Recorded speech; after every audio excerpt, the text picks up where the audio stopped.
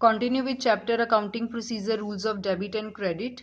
In this video, we are going to discuss question 2 of this chapter, that is classify the following accounts into real, personal and nominal accounts. इससे पहले वाली video में हमने question number 1 discuss किया था, जिसमें हमने classification के बारे में पढ़ा था. आज उसी कैटेगरी में हम क्वेश्चन नंबर 2 डिस्कस करेंगे. क्वेश्चन स्टार्ट करने से पहले एक सिंपल से कॉन्सेप्ट को रिकॉल करते हैं. सबसे पहले आपके पास आता है personal account.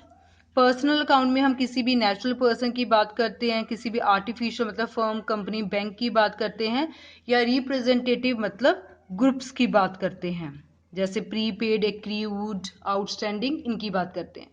Then real account. Real account में हम एसेट्स की बात करते हैं, कोई भी एसेट वेदर टेंजिबल और इनटेंजिबल.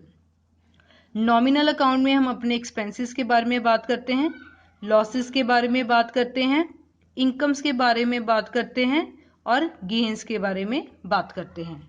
सो इसी सभी के बेसिस में हम जो क्वेश्चन है वो सॉल्व करेंगे. सबसे पहले आपको बोला गया है रेंट रिसीव्ड. रेंट रिसीव मतलब आपको कंपनी को रेंट मिला है. जब हमें रेंट मिलता है तो हमारे लिए क्या बन जाती है इनकम. और जितनी भी इनकम्स होती है वो कौन से अकाउंट में जाती है, हमारे नॉमिनल अकाउंट में. Then it is carriage inward. Carriage का मतलब होता है किराया, कि कंपनी में गुड्स लाने के लिए जो हमने किराया पे किया. इनवर्ड का मतलब होता है कंपनी या ऑफिस के अंदर गुड्स को या कोई भी सामान लाने के लिए जो आपने किराया पे किया उसको हम बोलते हैं कैरेज इनवर्ड. अब किराया देना हमारे लिए क्या होगा, एक्सपेंस. और जितने भी एक्सपेंसेस होंगे वो कौन से अकाउंट में जाते हैं, nominal account. Then it is prepaid rent. Prepaid rent का मतलब होता है कि जो रेंट है कंपनी ने एडवांस में पे कर दी है, कि अभी देना नहीं चाहिए था बट खर्चे आपने टाइम से पहले ही दे दिए हैं. सो जितने भी खर्चे आपने टाइम से पहले दे दिए हैं वो सभी इसी कैटेगरी में आएंगे. मतलब ये ग्रुप्स को रिप्रेजेंट कर रहा है. रिप्रेजेंटेटिव पर्सनल अकाउंट है और रिप्रेजेंटेटिव पर्सनल अकाउंट कहाँ जाता है, हमारे मेन पर्सनल अकाउंट के under. Then it is bad debts written off. Bad debts का मतलब होता है कि जब कंपनी किसी को उधार पे गुड्स बेचती है तो उसको हम क्या बोलते हैं, डेटर बोलते हैं. अब डेटर जब गुड्स लेकर जाता है तब वो प्रॉमिस कर जाता है कि yes he will come after some time and pay the amount to the company, कि वो कुछ समय बाद आएगा और कंपनी को पैसे दे जाएगा. बट वो आता ही नहीं है और कंपनी को लगता है अब उसने कभी आना ही नहीं है, अब उसने हमें कभी पैसे देने ही नहीं है. तो वो कंपनी के लिए क्या हो जाता है, बैड हो जाता है. वो वाला डेट जो कंपनी के लिए बैड प्रूव हो गया.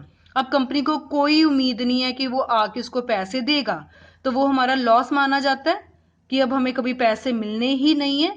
सो लॉस हो जाता है. और जितने भी लॉसेस होते हैं वो हमारे कौन से अकाउंट में जाते हैं, नॉमिनल अकाउंट में. Then it is bad debts recovered. Bad debts recovered का मतलब है, जैसे हमने पहला पॉइंट डिस्कस किया कि कोई किसी को हमने गुड्स बेची, हमने उसे कहा था कि ठीक है आफ्टर सम टाइम आके पैसे दे जाना, बट वो कभी आया ही नहीं.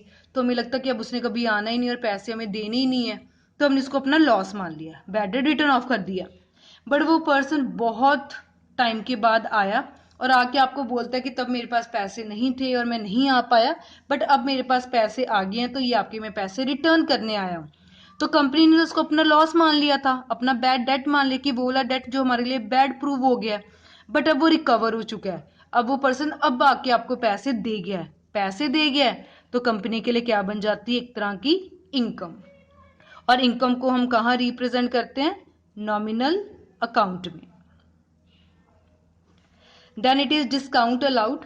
डिस्काउंट अलाउड का मतलब है कि जब कंपनी किसी को गुड्स बेचती है तो हम उसको थोड़ी छूट दे देते हैं, हम उसको डिस्काउंट देते हैं. फॉर एग्जाम्पल किसी की अमाउंट बन गई 10,500, तो हमने इसको बोला चलो ठीक है 10,000 ही दे दो, 500 हमने उससे नहीं लिए, तो मतलब कंपनी ने उसको डिस्काउंट दे दिया. जब कंपनी किसी को डिस्काउंट देती है तो उसका क्या हो जाता है, लॉस, क्योंकि उसको ज़्यादा पैसे मिल सकते थे, बट जब उसने डिस्काउंट दिया तो उसको कम पैसे मिले, तो कंपनी को इसमें लॉस हो गया. और जितने भी लॉसेज होते हैं वो कौन से अकाउंट में जाते हैं, हमारे नॉमिनल अकाउंट में. Then it is building. Building हमारी एक टेंजिबल एसेट है, क्योंकि बिल्डिंग को हम देख सकते हैं, हाथ लगा सकते हैं. सो जितनी भी हमारी टेंजिबल एसेट्स होती हैं वो कहाँ जाती हैं, हमारे रियल अकाउंट में. Then it is interest paid. Interest paid का मतलब कंपनी ने इंटरेस्ट पे किया. जब कंपनी कोई खर्चा देती है तो क्या माना जाएगा, कंपनी का क्या हो जाता है, एक्सपेंस। खर्चा देती है, एक्सपेंस हो गया। सो जितने भी एक्सपेंस होते हैं वो कौन से अकाउंट में जाते हैं, नॉमिनल अकाउंट में। Then it is patents. Patents का क्या मतलब होता है कि जैसे किसी पर्सन ने या किसी कंपनी ने बिल्कुल कोई न्यू चीज इन्वेंट की, एकदम कोई बढ़िया चीज डिस्कवर की, अब उसने वो चीज को डिस्कवर किया है, उसने उसको इन्वेंट किया है, तो वो अपने नाम के ऊपर इसको रजिस्टर करवा लेती है कि ये चीज मैंने ढूंढी है, इसको सिर्फ मैं इस्तेमाल कर सकता हूँ या कर सकती हूँ, ठीक है, उसके अलावा और कोई इसको यूज नहीं कर सकता। तो वो क्या बन जाता है, पेटेंट्स, क्योंकि पेटेंट को यूज करने का राइट सिर्फ उसके पास ही है। सो पेटेंट्स हमारे लिए क्या हो जाती है, एक तरह की हमारी एसेट। इनटेंजिबल एसेट्स है, एसेट्स कहाँ जाती है, हमारे रियल अकाउंट्स में। Then it is wages. Wages हम अपने वर्कर्स को देते हैं, जब हम वर्कर्स को देते हैं तो ये हमारे लिए क्या बन जाते हैं, एक्सपेंसेस। और जितने भी एक्सपेंसेस होते हैं वो हमारे कौन से अकाउंट में जाते हैं, हमारे नॉमिनल अकाउंट में, क्योंकि एक्सपेंस है ये हमारे कौन से अकाउंट में जाएंगे, नॉमिनल अकाउंट में। Then it is furniture. Furniture हमारी एक टेंजिबल एसेट है, क्योंकि इसको हम देख सकते हैं, हाथ लगा सकते हैं। सो जितनी भी टेंजिबल एसेट्स हैं वो हमारे कौन से अकाउंट में जाती है, रियल अकाउंट में जाती है।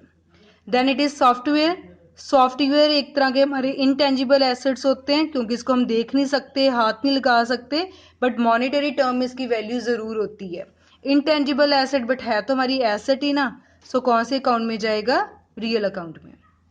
So this was about question number 2, where we classified the items into real, personal, nominal accounts.